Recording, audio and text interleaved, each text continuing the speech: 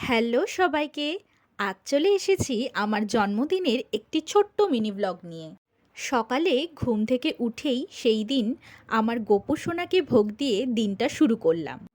মা আমার পছন্দের সব রান্না করেছিল, সেই দিয়েই ঝটপট দুপুরের খাবার সেরে নিলাম।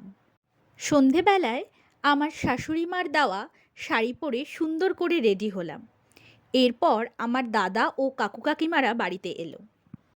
বাঙালির জন্মদিন মানেই মায়ের হাতের পায়েস। এটা সবার কাছেই একটা ইমোশন, যা কেকের স্বাদকেও হার মানায়। পায়েস খেয়ে কেক কেটে সবার আশীর্বাদ নিয়ে জন্মদিনের সন্ধ্যাটা বেশ ভালো কেটে গেলেও কিছু ভালোবাসার মানুষেরা দূরে রইল। ভিডিও কলের মাধ্যমে আমার এই স্পেশাল দিনের সাথে রইল তারা।